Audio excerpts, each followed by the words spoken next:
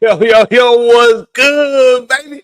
Great Saturday morning, baby. I got my dog BC in the mix. BC, how you Sure. feeling? Doing good, man. I got my bottle of Prime right here, the orange cream, or not 7-Eleven, Circle K exclusive. It's the Bucks 50th season. We got creamsicle, so why not get some bottle of Prime orange cream? My guilty pleasure. How are you this morning, G Mike? I'm feeling good, feeling great. Guys, don't let him fool you. That's his third one today. Don't let him Hey, fool hey, you. whoa, Ain't in his whoa, first one. whoa. Whoa, man. I mean, this has a grand total of 15 calories on the back right there, man. So I probably could get away with it. It's a very calorie No, smart no option. sugar. No sugar, just all, let's see, citric acid, trimagnesium citrate, sucralose, all that good stuff you learn in chemistry class, man. I'm telling you, it's that Nice, good, nice. good. I got that. No free ads, baby. No free Yeah, ads. no I free ad. got, I got that primer protein, baby. Nice. Fire. We got a little cup of coffee in there. You know, I gotta wake up this early in the Yep. morning. Gotta get the juices flowing, and it has 1 gram of sugar. So, Dude, no, it's I'm not telling you. great, but it's not horrible. You know, Yep. This has a feel good. grand total of 0 grams of sugar, but also 0 grams of protein on my end. So, but it's hydration. It's not Yeah, protein. I But got 30 grams of protein on my end, baby. look at that. You know what I'm saying, Gotta get, I'll gotta be get it going to right, I'll baby. be Gotta going get to it right. TSC after. I'll be going to Tropical Smoothie after this. Get their peanut butter crunch protein bowl. So hey, yo, 50th Hey, episode's coming up, dude. So hey, yeah, dude. we got to tell the fans how we keep in shape, how we keep it good. Just a little slice of life of Try, it, the day in the life of your boys right here, man. yeah, try to stay in shape, man. Because, dude, at the end of the day, you can work out as much as you want, but what I learned in the last 1.5, 2 years is that if you ain't eating right, that Yep. shit is not going to matter at all. Yep. To quote the great Mike Israetel, if you don't know who that is, Dr. Mike, look him up on YouTube. That man has bodybuilding, exercise science to a T. Abs and everything starts in the kitchen. So, Yeah, dude, you want to get in shape, man. Yeah, dude. We're on episode 49 today, are we not, man? yeah, Episode man. Hey, 49. 50 is around the corner. Next week Let's will be 50, go. man. What a damn journey, man. What a Man, damn man, journey. Proud of us, man. Proud man. of us. A long way. We've come from the bottom. I was about to say, dude, not to spoil too much about that next episode, man, but I will say it's been a journey for all three of us, whether it's coming together and then how we've been going from here. So we'll kind of give you guys a little bit of a slice of life, kind of show you guys how that all came together and what the plan is from here moving forward. So, but dude, G Mike, that being said, man, we got before we get into stuff, we got to talk about our favorite sports gambling sites, man. You know what to do? Yeah, facts, bro. Facts. Guys, I run a Telegram channel where we offer sports gambling slips to get you winnings from 10 to 20 to 50 to $100 a day. It's $10 a month, but we have an affiliate program that you can also make money a different way. If you're watching the recorded episode, you'll see the link pop up on your screen. Right now, I don't have the link right now in front of me, but don't worry about it. Just watch the recorded episodes. You see the link, or if not, just slide in one of my DMs. We'll get a conversation to get you going and get you started and get you popping with money. BC, I know you got your own thing going on, man. Let these people know what's going on, bro. Man, Mrs. and I, we got that small business thing going right now at brand.s.media. Again, you got event photography, videography, wedding photography, videography, engagement photo shoots, family formals, senior photos. I know right now that basically the school year is coming up. It's never too early to get that started as well. So check out the portfolio online at brands.media, see for what you want. And if not, it's all good. It's all love either way. And also, too, I got my own website as well, bcthebrand.com. That's where you can kind of check out, some of my portfolios, just kind of see the journey as well, where it's at in here. But also, too, if you or anybody is looking for somebody for PA announcing, voice acting, voiceover work, if you want somebody to, you'll be hearing it in a sec. If you need somebody to kind of do an intro for commercials or anything like that, hit me up on there. Let's get in contact. Let's make it happen. Get it popping at bcthebrand.com. For my own voiceover work, brands.media for my wife and I's photography and videography. Create members that last a lifetime. Y'all already know how it is, man. Yes, sir. News from the world of sports. And that's the voiceover work he talking Yes, about, baby. That's sir, him right man. there, baby. That's the voiceover he talking about, man. There But we go, yeah, y'all. man. Today we're not going from around the world. Today we're just sticking with the United States and the NFL Football League. We're gonna just talk about several topics there. We're gonna talk about a little later the Anthony Richardson injury and what happened to him. Mhm. We're gonna talk about Geno Smith and Maxx Crosby getting in an altercation with a fan in the stands. We're gonna talk Mhm. about BC's Bucks going up against Cam Ward today, the number one pick in the NFL draft. But first, we want to start off with what happened last night, man, what transpired, Mhm. and we love to see it, man, with Shedeur Sanders having a great game on his first preseason game. He actually started this game because Dylan Gabriel and Kenny Pickett both have hamstring injuries, so they didn't even step on the field. Joe Flacco, he don't have to show work in the preseason. He's been in the league for 20 plus years, so he don't have to show his worth. Shedeur Sanders does have to show his worth, and the Cleveland Browns picked up Tyler Huntley just last week, I would say, to be Around the that. fifth backup in the depth chart. Obviously, if you guys don't know, Deshaun Watson, he's still a part of the team, but he's dealing with an Achilles tear still, so we don't know when he's going to be back. So just Shedeur Sanders played most of this game. He went out there, he did his job, he did work. He threw 15 of 23 completions, 138 passing yards, 2 TDs, no interceptions, and he Yep. ran the ball 4 times for 19 yards. And the Cleveland Browns got the win over the Carolina Panthers. With all this being said, BC, what are your thoughts about Shedeur Sanders' gameplay on his first NFL preseason start? He did well. I mean, I'm not going to say he lit the world on fire, or that he had a player of the week performance. That's going to be somebody I'll talk about in a sec. But considering the fact that he had probably the largest fall of anybody I've seen, at the very least in recent memory in the NFL draft, to have this kind of performance, it was good. It's what he needed to do. He went out there and did what he needed to do. People are going to knock it and say, "Oh, well, it's the preseason. It's going against backups and third string." Like, where he's at on the depth chart, at best, week one might be the backup. So he went out there against players on an equal level and he balled out. He performed. He did exactly what he needed to do. Now, again, it's preseason, but you did what you got to do. You got to play against the competition that's in front of you. You go out there, you throw for almost 150 yards, 2 tutties. It is what it is. And I think that he did a good performance. He did admirably. He responded to a lot of the critics.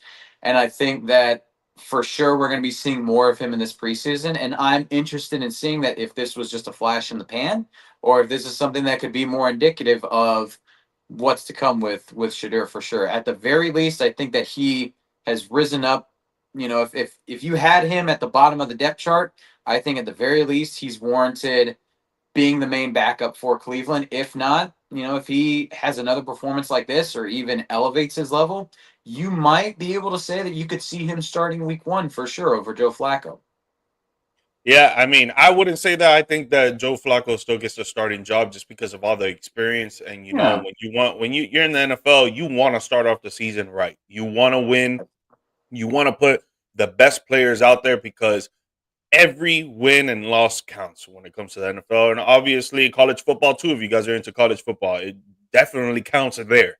But in the NFL, every single game counts. So from the beginning, I think they're going to go with Joe Flacco for sure.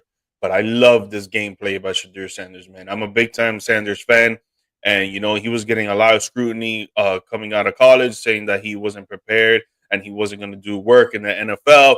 And that's why he dropped so far down in the draft, and he got into the fifth round, but he got selected by the Cleveland Browns Yep. and all this stuff.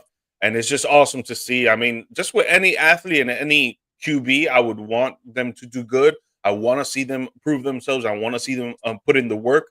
And with Shedeur, man, it seems like he really does put in the work. You saw Myles Garrett in one of the post practices interviews, and he was saying that he just literally goes out there and he grinds each and every day, and he was excited to see what he would do on his first NFL season preseason start. And we saw what he did, man. It was a great game outing for him. I didn't think that he was going to have such an outing like that. I thought he was going to throw a couple passes, I would say like 10 to 12 passes, and complete half of them, and like throw for maybe like 99 yards or like 110 yards with maybe one TD. But dude, proved me wrong for sure, man. And I'm glad Yep. he did because, bro, it's awesome to see. And now I do agree with you. I think he does jump up in the depth chart for now. The next preseason game, he's going to start as well. He's going to get a chance to prove that he can be consistent. But just with his gameplay, bro, he had poise. He read through his progressions. He trusted his old line to block for him. He trusted legs when he needed to. There was one highlight play that he literally dodged 2 defenders, rolled back out. He rolled to the left side, dodged 1 defender, tried to keep rolling to the left, dodged another defender, spinned around, ran to the right side of the field, and threw a dart down the field, which was great to see because if the play is not there, if your receivers are now open in the first 3 seconds, you got to do what you got to do, and keep continuing on with the play. Be a playmaker, like we see Patrick Mahomes do, what we see Josh Allen do, what we see Lamar Jackson do. The great quarterbacks of the league today, what we see them do, we saw Shedeur can do it yesterday. So he was using his legs, he was using his arms, he was using his deep strength, he was using his checking down the reads. He was doing what he needed to do out there on the football field for his team to win. And at the end of that, he wasn't even glad about his performance. It was his post-game interview. He was telling the reporter, he was like, yeah, I think I did an okay job. I think there was stuff there that I needed to do better. He even shouted at that saying, like, my bad, Pops. I didn't come out here and fully take advantage of the opportunity. And it's great to see, man, because you could tell that he just loves the game. He wants to work hard. He wants to succeed, and he can be humble about it. And again, just like BC mentioned, you guys out there in the media world, the NFL media world, will say, "Oh, it's just a preseason. He was playing up against the backups and this and that." Bro, we don't want to hear that, man. We don't want to hear that because if he would have went out there the goalpost done bad, you guys would have been like, "Oh, this is why he was selected in the 5th round. This is why other quarterbacks went before him. This is why the Steelers didn't pick him up." Like, yo, man, just keep that talk, man. Just keep it shut. Just be glad that a guy is going out there and he's proving himself and he's showing what he's worth. Yeah, exactly. It's shifting the goalposts, and it is perhaps the most annoying narrative that is tried to be spun in sports in general. I hate that. Don't get me wrong. Like, there are players for sure that you love to root against and you love to like boo and stuff like that. It's there, and there's nothing wrong with that. But again, if you're going to root against them when they succeed, you gotta swallow your pride and be like, hey, tip of the cap, prove me wrong, good game. Still gonna boo the crap out of you though. But yeah, do I think that Cleveland probably does go with Joe Flacco week 1? More than likely. But at the very least, if Shedeur has a great preseason, he is going to be the main backup. And if it doesn't work out with Flacco behind center, probably somewhere maybe halfway through the season, I think, just hand the keys over to Shedeur and let him ride with it his rookie season. Yeah, if they're sitting there like week 8 and they're like 1-7 or like 2-6, just give him the shot. Why not? What have you got to lose? Like, he's, I think, earned the right to kind of go out there and prove himself. And again, like you mentioned, that poise in the pocket, that ability to extend the plays, not trying to play hero ball necessarily and do too much, but just being able to play within the system, play within the play. If it's not there, get rid of the ball, throw it away. But just being able to extend plays, not be a run first kind of quarterback, but just being able to make the smart, cerebral decisions, that I think is something that you can't coach. And it's something that if he can continue to develop along with his physical tools in Cleveland, he could have something there. And I do think that it's interesting that, again, he's in a system that pretty much has been a laughing stock from the very beginning, a team, an organization that doesn't really, you could just kind of say has just been, well, the YouTube beam, factor of sadness. It's an organization that has not been premier at all in the league. Where have we seen that before? Just like his dad going to Atlanta, and from the very beginning, that wasn't a team until Dion got there that wasn't really revered or respected a whole lot throughout its history.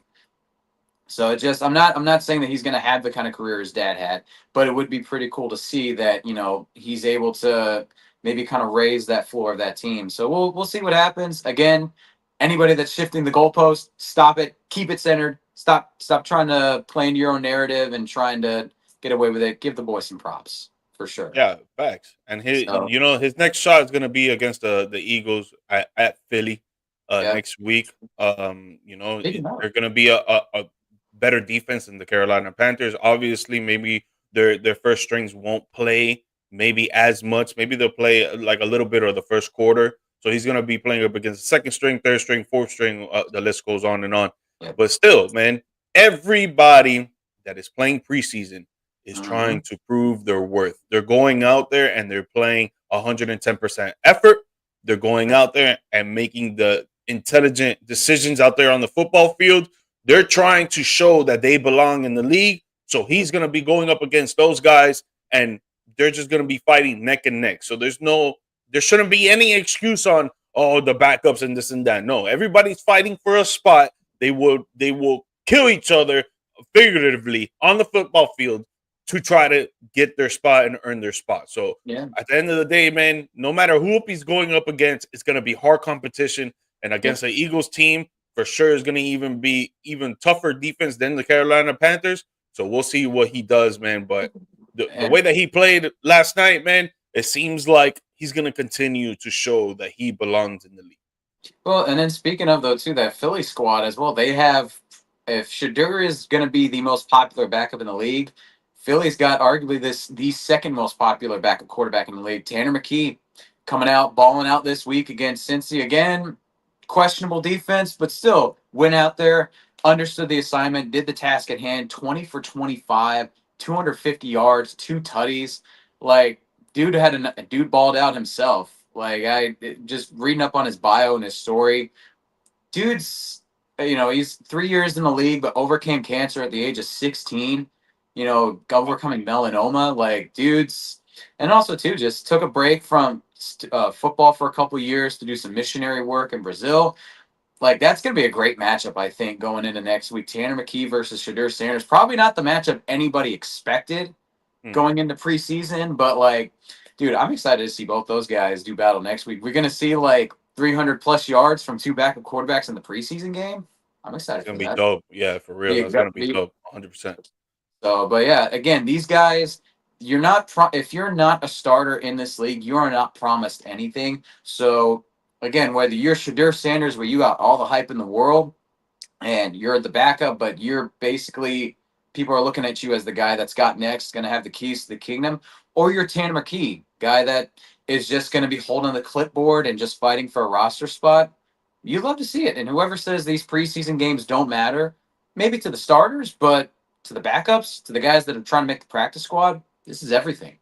Yeah, facts. And I'm sure that Steve tuning in right there saying, man, you guys are good. Steve, man, I know you out there busy and enjoying yourself, man. To keep enjoying Yeah, yourself buddy. and have a good little vacation that you got You going. earned it, man. Appreciate you tuning in, my guy. Dude, man, yeah, man. Excited for Shedeur. Again, he plays against the Eagles next week, so we'll see what's up. But we're gonna talk about another quarterback here. And Steve, if you're still watching, man, I am sorry I gotta do this to you. That you gotta be a little bit sad on your little vacation, man. But man, Anthony Richardson goes down preseason against the Baltimore Ravens. Yep. You're looking at the screen, ladies and gentlemen. Look at his pinky right there. Yikes, man. Anthony Richardson goes down. He does not return in the game. He leaves the game, and Daniel Jones comes in, and he didn't really have like a spark or like a whole great game, but he went 10 for 21, 144 yards. He didn't throw a TD, he didn't throw an interception, but it is what it is. But just to talk about Anthony Richardson here, right? Because for Indianapolis Colts fans, this is tough to see. You guys drafted him with the fifth pick. What was it? 2 years ago? Yeah, 2 years ago with the fifth pick. A lot of people had a lot of praise for this guy, and they thought that he was going to be worth something, which I still believe that he can be. But with him being injured like this, a lot of people say that he'll come back quick. A lot of people say that he'll end the year. But Daniel Jones might come in and try to replace him. But just with all that being said, BC, what are your thoughts with this whole injury to Anthony Richardson? I mean, at the very least, we're still trying to figure out the exact nature and extent of the injury. Obviously, as a quarterback, it's something where Obviously, some. Oh man, we got Stevie I'm B wanting to hop I'm on. gonna get him in here. I'm gonna get him We in here. I'm can't, gonna get it. we But can't, go we ahead. can't Go not ahead. talk about it. But yeah, dude, as somebody who, obviously the hand is something that plays such an important role in as a quarterback.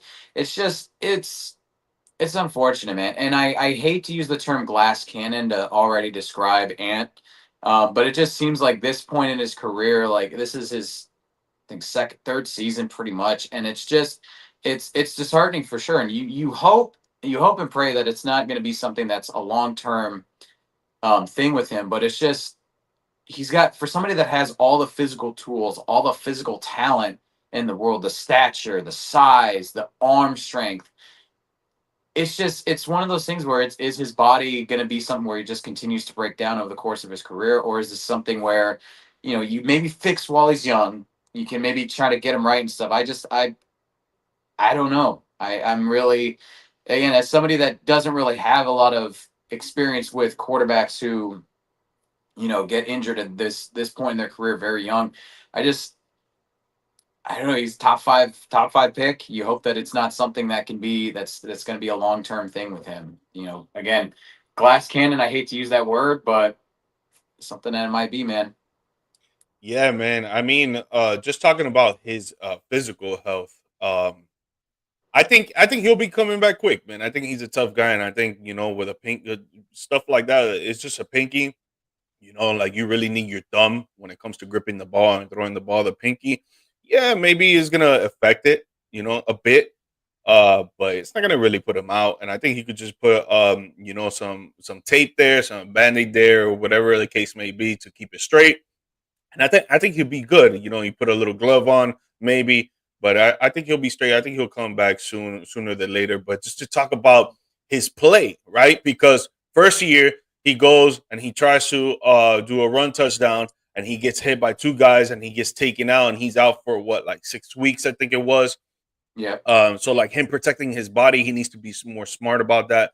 But just what on this play, BC, I don't know if you saw the play or not, but on this play, the Yeah. tight end and the and Yeah. the running back on the right side, they had basically like a hot route. If you guys Yep. don't know what a hot route is, it's basically like they choose what either to go out or to stay in block, right? But with that being said, as the quarterback, you have to know, okay, this is about to happen. This might the guy on the end, the defensive end on the right side, might just charge in and sack me. And when you Yep. watch the play, it looks like he didn't even look to the right side at all. He was just out there like, nah, you know what? I'm not paying attention to that side. I'm going to just look to my left and go through my progressions that way. And next thing you know, he gets sacked. Gets hit hard, hits the ground hard. And next thing you know, his pinky is dislocated out of place. And now he's out for the game. So when Yeah. it comes to Richardson himself, man, I think he just needs to he needs to watch more film. He needs to study more. He needs to go through the play packages that he has with the Colts, and he needs to be a better IQ quarterback, man. Because I think his physical play is there. I don't think it's questionable. I think that he could throw the deep ball. He's good with accuracy. He could run. He's a tough guy. But when it comes to the mental side of the quarterback position for him, I think it's been a struggle since he's been in the NFL because maybe he thought it was going to be the same as college. And we know for a fact that it's not, because dudes in the NFL on NFL defenses have a high IQ, man. And he has to have a high IQ as a quarterback. Well, the fact that what pisses me off about that play is that literally D end had the edge had a free pass straight to him. So it's like I understand, like with he's got to show more awareness on that side though too. But as the running back and tight end on that side, how do you not chip the defensive end there? How do you not? He literally nobody touched him. How do you not at least be able to adjust a little bit and say, let me chip him real quick, and then go out and do my route? But that's the thing with the hot route. You decide on what you want to do. Because if he goes and he chips him, then it's gonna slow him down. He's not gonna maybe get as open as he thought he was gonna be because he was reading the defense himself, and he's like, "Yo, if I just go off the line here and go straight to the right, I'm gonna be wide open. I turn around, maybe the ball's gonna be there." Next thing you know, the ball's not there because he's getting sacked. It's just super confusing to me, though, how, it's super confusing how you have both the running back and the tight end, just both of them not even attempt to block this guy at all. You got to have at least, I would say in that case, have tight end chip and then have running back kind of stay back and more pass block. Because then in that situation, if you have the tight end chip and go out and run a quick out route or something, your running back maybe stays back and pass blocks a little bit. Then you have that ability to get more time, and then you're not getting your quarterback blown up like that. So, yeah. And I see Steve. Yeah, guys, we got a special guest in the building, but he ain't in the building, baby. He goddamn on the golf cart, baby. Look at him. Coming to you live from Highland Reserve. Yo, how you doing, baby? Dude, he is here, man. He is here. I'm such a Colts fan. I heard you guys talking shit about him, man. I'm on video, baby. Hey, what's up? Scott's birthday. Long time watcher, long time listener. Happy birthday, bro. Hell yeah. All right, so let's get to it wait. Show the golf course. I want to see the golf course. I want to see the golf course. Show us the view. The fans, they want to see it, but actually, I've done pretty well today, actually. I'm not going to lie. No, but show the golf course. I want to see the golf course. Show the course, man. Show us the view. Yeah. There you go. Oh, look at that, man. Okay. It doesn't stop. It doesn't stop. All right, so let's get to the Colts real quick, man. So yeah, man. Anthony Richardson had flashes of being Anthony Richardson and then all of a sudden being what he actually could be in a span of 5 plays, which is so frustrating. That's been the Anthony Richardson whole thing the entire time he's been with the Colts. He's literally shown flashes that he can do everything and then do nothing at the same time. And then Geno Jones comes in, and I don't know if it was the fact of he was the second strings or if it was not the regular receivers out there. But Geno Jones did look better, but you still have to go with the athleticism of Anthony Richardson sometimes. I don't know. It's tough to say. I don't really know where to go at this point. I think the Colts are in a very precarious situation right now because they have 2 okay quarterbacks in a division that is winnable. The Texans, I think, are going to be a little bit down this year. They have a chance to win, but I don't think they're going to be able to win if neither one of these guys can actually play. Yeah, you're right. Yeah. But having said that, my biggest takeaway from that preseason game, besides Anthony Richardson, is the biggest glass I've ever seen in my life. The guy is a towering animal, but can't take a hit. I feel like if you frogged him in the leg, he's also going to be out for 3 weeks. But having said that, I think that Tyler Warren is the real deal. Definitely. That's why you guys chose him. What? And I think that he's going to be a force to reckon with it. If you watch what the Colts were doing, he got targeted 10 times or so in a matter of 8 plays. You know what I mean? I know the numbers don't match up, but you know what I'm saying? No, he's definitely gonna be.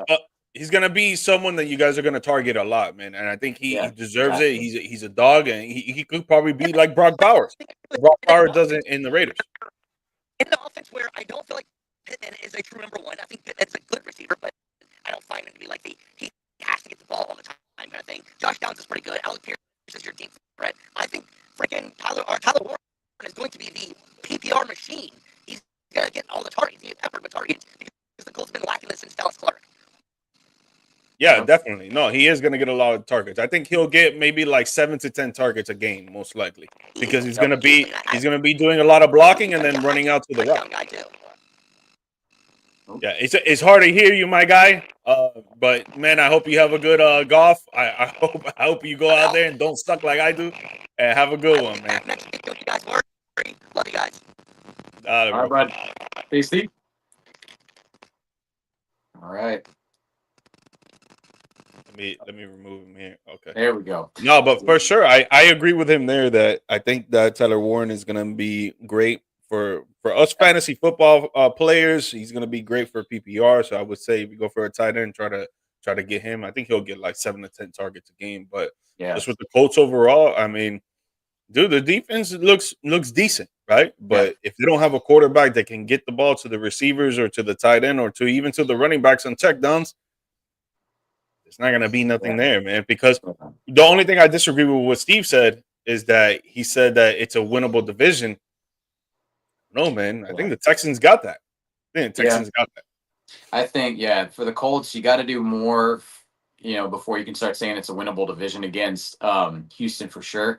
I will say though, having a tight end that's a security blanket is every quarterback's dream right there. And I mean, Anthony Richardson, like you've got your tight end. You gotta work on the mental aspects for sure. Again, like I agree with Steve. Fantastic athlete, elite athletic level. Like basically kind of like what Cam Newton is, big, strong, imposing presence back there. But the thing is, you got to work on the mental aspects of it. And I think that if he can do that, and if he can put the mental aspects there and work on that awareness, and then too, just again, if you are noticing you've got a couple hot routes on that right side, why don't then you call an audible? Why don't you call an audible then for your tight end to chip, or call an audible and have your running back stay back and pass protect so that way you can get the ball to your tight end instead of both guys just going out there and you are getting blasted like that. You gotta work on that a little bit. And again, I hope that this hand injury or this pinky injury, it's not as bad, or it's not bad, and I hope that it's something where if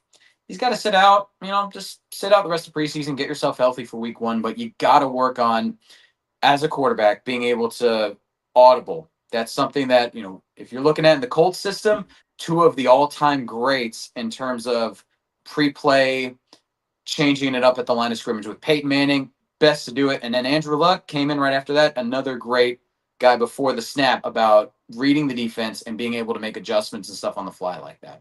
Got to read the room.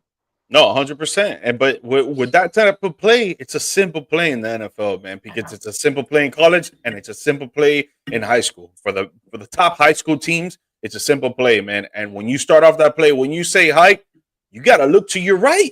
You got to look to your right first. If you see a defensive line coming straight at you, that means both of your players in that play, because it could just be one, but in that play, it was two receivers that went out. That means one of them is going to be open, and you got to throw it quick. Yep. So it's like, I don't know, man. I just believe that he needs to work on the mental aspect of the game much more harder than he does on the physical aspect. Yep, I agree. Yeah. Well, another quarterback I want to talk about, but with this, it has nothing to do with his play. It has nothing to do with the game, essentially on the field, but it has to do with an altercation that happened with a fan. Yeah, man. Geno Smith and star Maxx Crosby. It started first with Geno Smith, which is why I'm going to show you this one first. It's not a video. It's just an image. But in this image, you see Geno Smith putting up his hands. You can't really tell what he's doing, but what he was doing was flicking off the fan that had a sign there that said, "Bigger bust, Geno Smith or Jamarcus Russell." And if you guys don't know who Jamarcus Russell is, he was a number 1 pick back in 2007, I believe, for the Oakland Raiders, not the Las Vegas Raiders, for the Oakland Raiders, that he was supposed to be this big time star because he came out of LSU and he was he a Heisman Trophy winner, BC? I don't remember if he was, but I know that he had, he shined, right? He had, but I'm looking it up right now. I don't believe he won the Heisman. If he did, I don't think he did. I don't think he did, but he had a fantastic year for the LSU Tigers, and then that's why he got drafted number 1 pick. So Geno Smith is here flicking off this fan here, and then right after, which I'll put it up on the screen, boom, you see Maxx Crosby right here. If you guys are watching, I don't know if you could see my mouse. I doubt you can see the mouse, but you see number 9, dude in the white uniform, obviously with the white gloves, where you can't tell what he's doing with his hand, but he also flicked off the fan. And the reason why I wanted to bring up this topic, man, because a lot of people like to criticize players because of the interactions that they have with fans, especially when it's negative. When it's positive, it's obviously shined, and they say, "Oh, what a good guy," and this and that, and whatever. When it's negative, they like to say, "Oh, what an a-hole," and all this stuff, and this and that.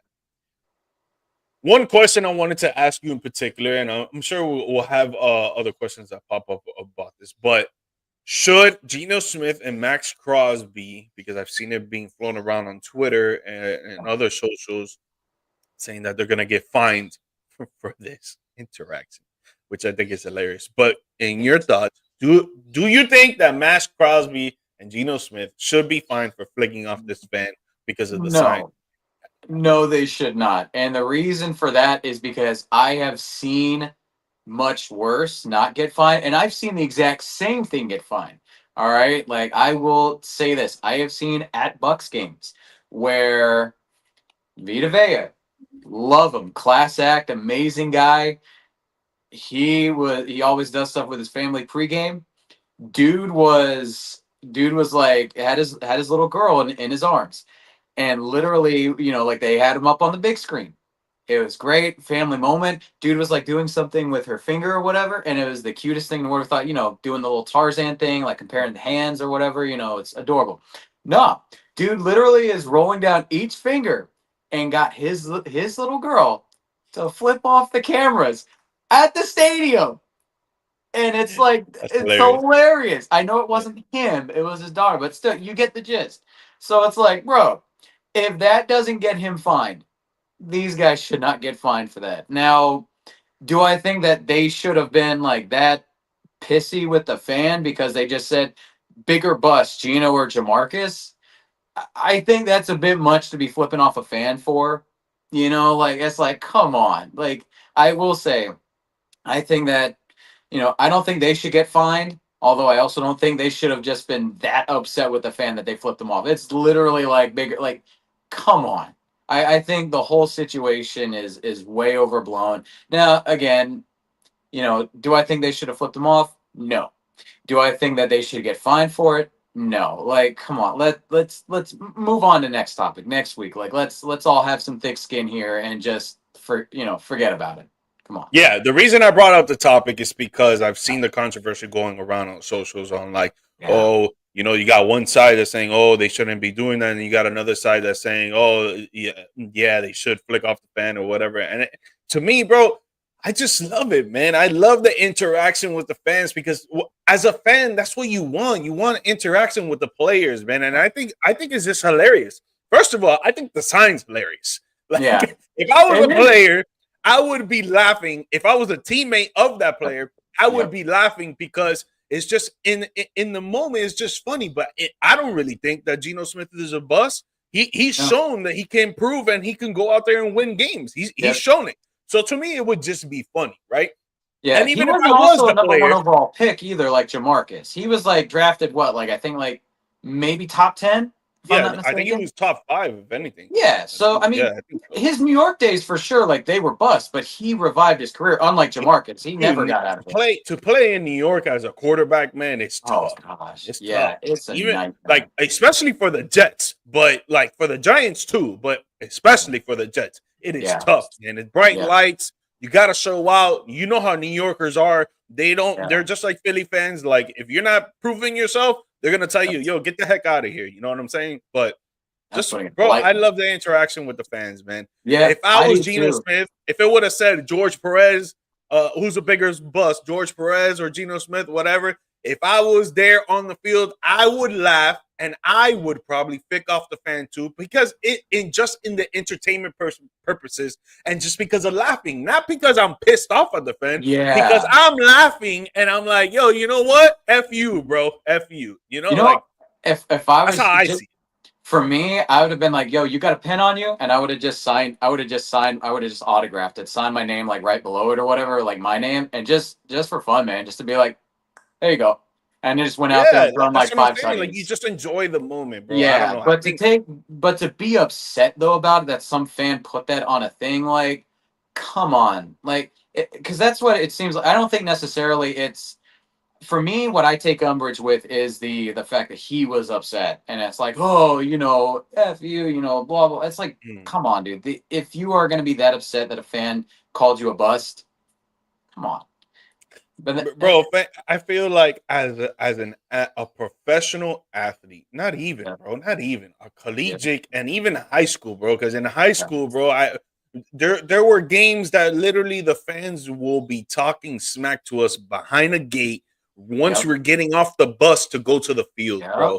And yep, it is what it is. That's the interaction with the game. That's what comes with sports, bro. This is yep, why one of the reasons we love sports and we play sports is because of the fan interaction. The fan interaction is in the game. It's yep, either your loved ones and your friends backing you up and supporting you, or you got other people that really want you to do bad because you're Yeah. going up against their team. That's just what it is, bro. It's what it is. And as well, because we've talked about this before, obviously, with people like bringing up somebody's dead mother. That's one thing. If you Yeah, want to, no, if you're gonna bring up, that's if different, you're bro. bringing That's up completely friends different. or family, that's unacceptable. Yeah, If you're no, gonna use like 100%, racial 100%. or ethnic slurs, that's unacceptable. If Yes, you want for to just sure. talk and say, "Yo, you're a bust, you're a bum, you suck," That's just part of fine. the game. That's Yeah, just part of that's the game, fine. bro. Yeah, Like whatever, man. But yeah. no, I Things don't think that that they should get fined. And no. I don't blame Geno and Max Crosby for defending themselves a little bit by flicking off the fan. No, like the Yeah, fan knew what was up with that sign. He knew yeah, it was a negative statement, a negative yeah. comment going towards uh, former Seattle Seahawk quarterback Geno Former Smith. New, Now, former New York Jets quarterback. yes, now Las Vegas Raiders quarterback. He knows what he was doing with that sign, man. I think it's just Yeah, in hilarious fun and games, bro.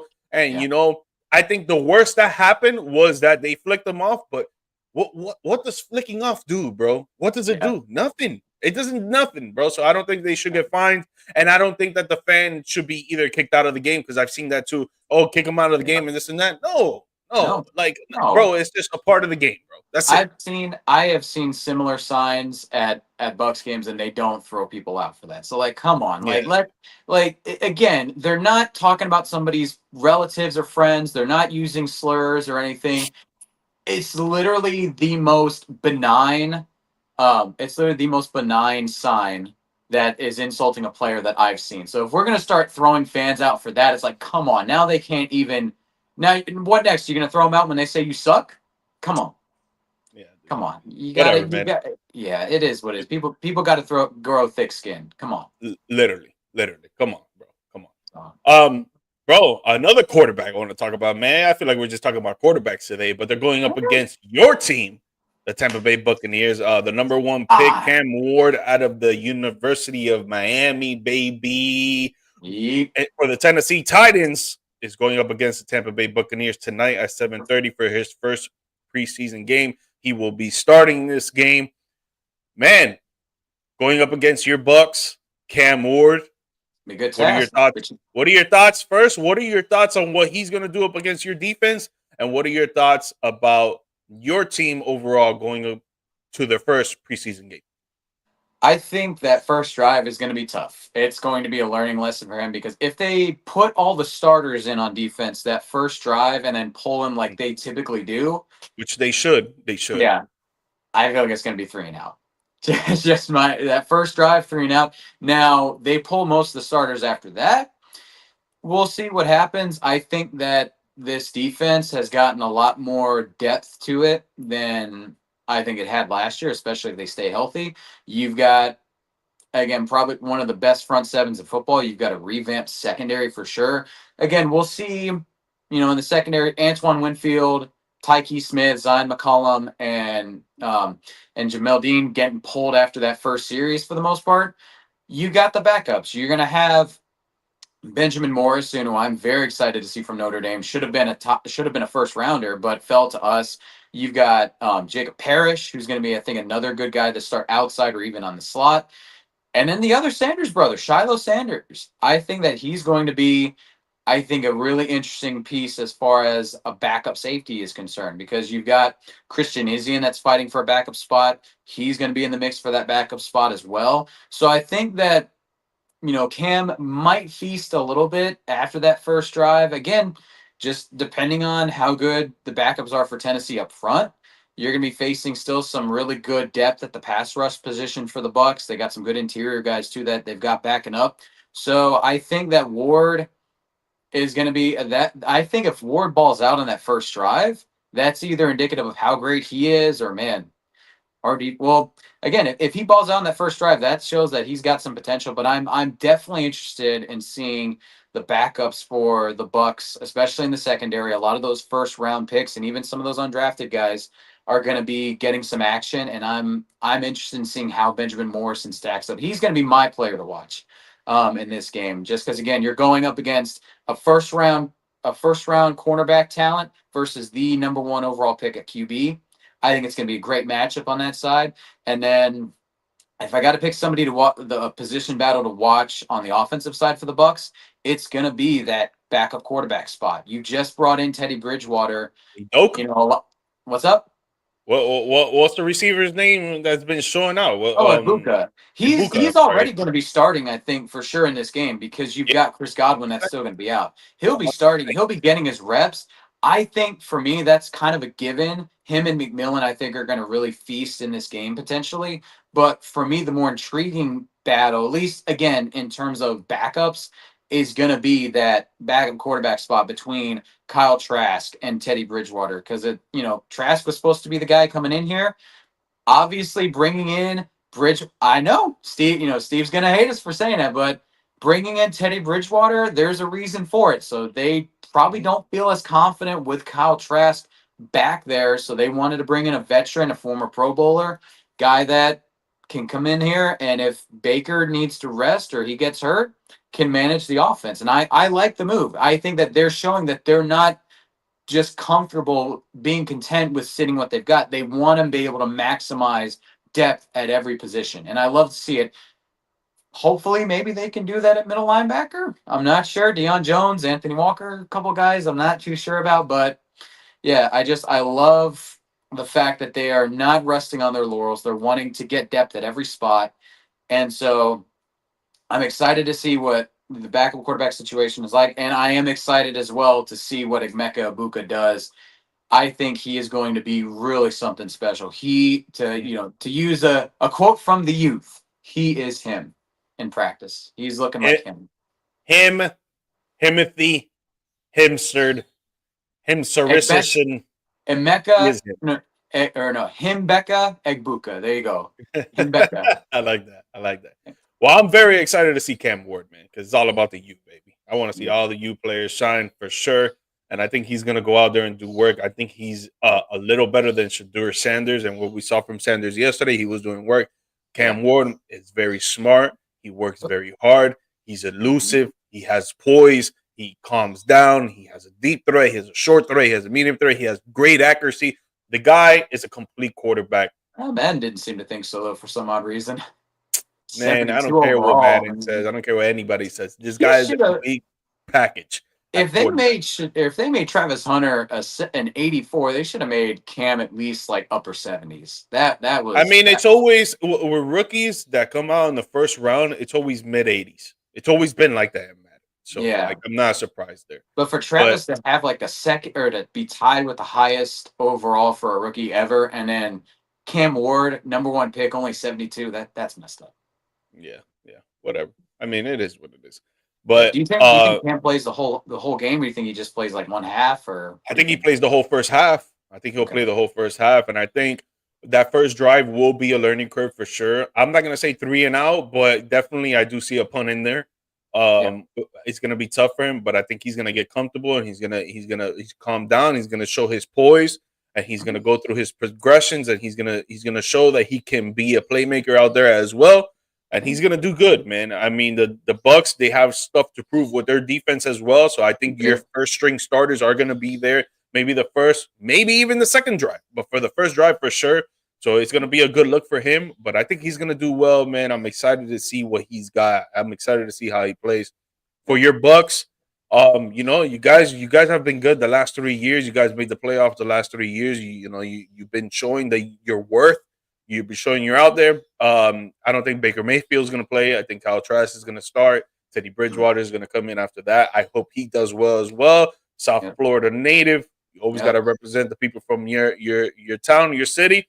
I think they're going to do great. Shedeur Sanders, I hope he does great as well. I think he will come in either in the second quarter, late second quarter, or he's going to come in the second half. Hopefully he can get an interception. Hopefully he could get some tackles. Hopefully he can get some deflections. That'll be dope to see. And then I am excited about Egbuka. And how do you pronounce it? Egbuka? Emeka Egbuka. Egbuka. I'm excited to see him play for sure. I've seen a lot of stuff from him, obviously from college. Now in the highlights of practice, I think that he's going to be a show out for you guys, a wide receiver 3 for you guys. And probably even a wide receiver 2, depending on how Chris Godwin, how fast he comes back.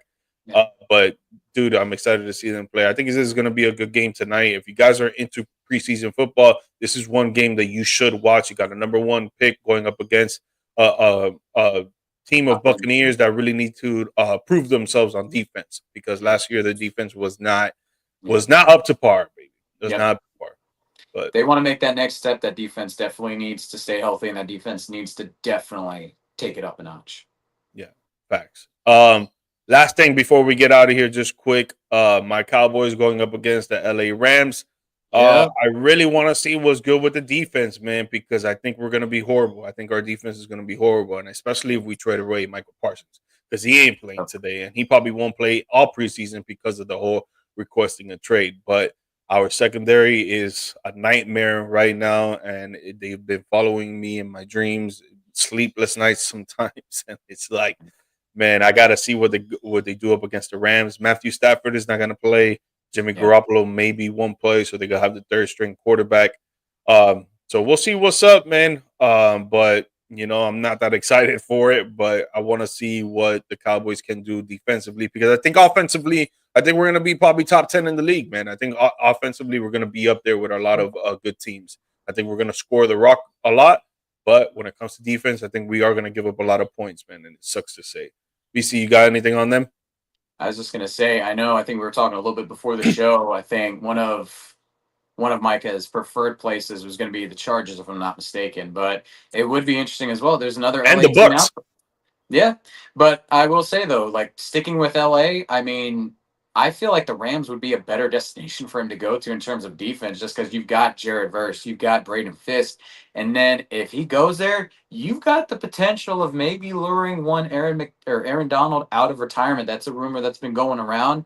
That front four would be the scariest, most talented front four in the league. You're talking 10 plus sack production out of each spot.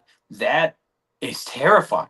So how interesting. I'm interested to see the post game and pre-game highlights. If maybe Micah starts chatting it up with Jared Verse, or he starts chatting it up with some of the guys over there, it wouldn't surprise me. I know, again, we talked about his preferred destination for LA is the Chargers. I feel like it's a better thing for the Rams, just again in terms of the prospect of him and Aaron Donald. I know the Chargers had a great defense last year, but you lose Bosa, so Yeah, but still got Khalil Mack. Yeah, that's Mack together. That's crazy. That's true too. But I feel like, dude, him, and again, if you get Aaron Donald. He also said the Bills too, so it would have been Joey Bosa and Parsons over there with the Bills. Yeah. So we'll see, but I definitely think that it is interesting. I want to see if maybe he does chat it up with the Rams. Let's see if maybe the rumors are true, just to kind of gin up some interest in the preseason game. Gets his head out of his ass and he pays the man, dude. Pay the man, bro. He's one of the best players in the league. Pay him so he can play. Please. Gotta make anybody out there get this, share this with Jared Jones, man. If you know that man in any capacity, my boy G Mike, he needs a miracle. It's a miracle. Man, what a way to end the episode, right? Yeah. Guys, man, thank you for tuning in. BC, thank you again. You already know my boy. Every week we on this thing. Guys, if you're into sports gambling, I run a Telegram channel where we offer daily sports plays, sports picks off of the Hard Rock and the Flip app to get you anywhere from $20 to $50 to $100 of winnings daily. It's only $10 a month, and we have an affiliate program where you can make more money off of the channel. You'll see the link pop up on the screen watching the recorded episode, and you'll see my socials pop up. So if you want to slide in one of my DMs, start a conversation about it and see how we could get you on and popping. BC has his own thing going on. BC, let him know, baby. I mean, again, you guys already know bcthebrand.com. Also, you can see the link on my socials on my little logo thing right there, BCTheBrand_media. You can follow me on Facebook and Instagram as well. Keep up to date. And then also, too, for the Mrs. and I's photography, videography business, that's going to be branddesk.media. So, again, keep up with us, man. We be grinding. We'll be making it happen for you guys. Next episode, we got the Big 5-0. We got a lot planned for you guys. It's going to be a great time. We're going to have all three of us here. We're going to make it pop, and we're going to make it good for y'all. And we just want to say thank you guys again for supporting us, for being along with the ride as far as y'all have. We got a lot more to come in store in the future. 50 episodes will be down. The next one, we're hoping for another 50 after that. So you guys already know what to do, man. Yes, sir. Please, guys, do not forget to like, subscribe, and share the show with your family, your friends, with strangers out there on the street, with strangers out there on the golf course, with strangers out there out in Publix and the supermarkets, wherever the hell you go, man. At Because the we games. need the show to be shared, baby, and we appreciate the love and support. And if you guys ever want to come on the show, man, just send us an email or write us to us on one of our DMs on TikTok or IG. We'll try to get you on the show whenever we can. Or if not, if you want to just jump up in the chat and start talking smack about BC and the Tampa Bay Buccaneers and how they suck, or how G Mike and the Dallas Cowboys, how they really suck, man, just come up on here, man. We would love the interaction, bro. We would love to chime in with y'all. But until next week, baby, on the Big 5-0, G Mike, BC, we out of here, baby. See ya.